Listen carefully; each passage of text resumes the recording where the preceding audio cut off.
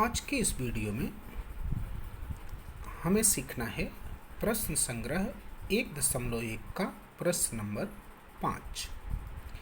सबसे पहले देखिए प्रश्न दिया है, संलग्न आकृति में एक आकृति है, त्रिभुज ABC दिया है और जिसमें लिखा है PQ लंब BC। ये PQ जो है इस आधार BC पर लंब है और AD लंब BC, और ये AD भी जो है इस BC आधार पर लंब है।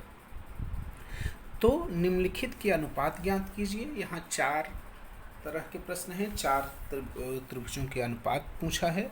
इसे सबसे पहले पूछा है त्रिभुज PQB का क्षेत्रफल बटे त्रिभुज PBC का क्षेत्रफल। पहले PQB,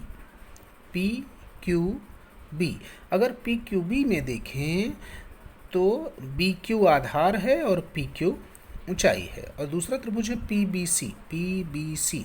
अगर ये बड़ा वाला त्रिभुज देखें तो यहाँ BC आधार है और PQ ऊंचाई है। इसका मतलब क्या हुआ कि दोनों त्रिभुजों में ऊंचाई PQ जो है वो समान है, और यदि दो त्रिभुजों की ऊंचाई समान होती है तो उनके क्षेत्रफलों का अनुपात उनके आधार के अनुपात के बराबर होता है।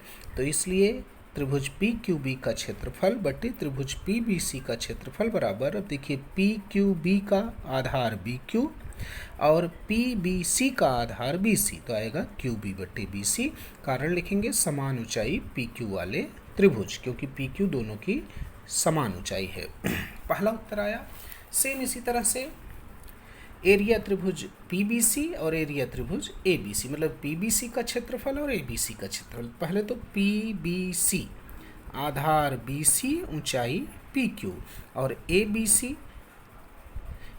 में भी आधार BC ऊंचाई AD। मतलब यहाँ क्या दिख रहा है कि इन दोनों का आधार BC समान है, तो इनके क्षेत्रफलों का अनुपात क्या होगा, इनकी ऊंचाई PQ और AD। तो होगा त्रिभुज PBC का क्षेत्रफल बटे त्रिभुज ABC का क्षेत्रफल बराबर PBC का ऊंचाई PQ और ABC का ऊंचाई AD। क्यों? क्योंकि दोनों समान आधार BC वाले त्रिभुज हैं। और फिर सेम इसी तरह से तीसरा प्रश्न दिया है कि त्रिभुज ABC का क्षेत्रफल बटे त्रिभुज ADC का क्षेत्रफल। दोनों त्रिभुज आकृति में देखते हैं, ABC का क्षेत्रफल में BC आधार AD ऊंचाई और ADC के क्षेत्रफल में DC आधार और AD ऊंचाई, मतलब दोनों में ऊंचाई AD सामान्य है।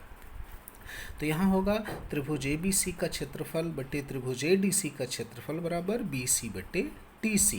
क्यों? क्योंकि दोनों की ऊंचाई समान है और वो क्या है, AD, तो लिख देंगे समान ऊंचाई AD वाले त्रिभुज।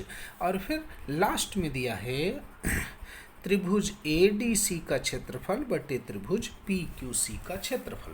तो देखिए ADC में आधार DC ऊंचाई AD और PQC में आधार QC और ऊंचाई PQ, मतलब इसमें न तो दोनों त्रिभुजों के आधार और ऊंचाई दोनों में से कुछ भी सामान्य नहीं है।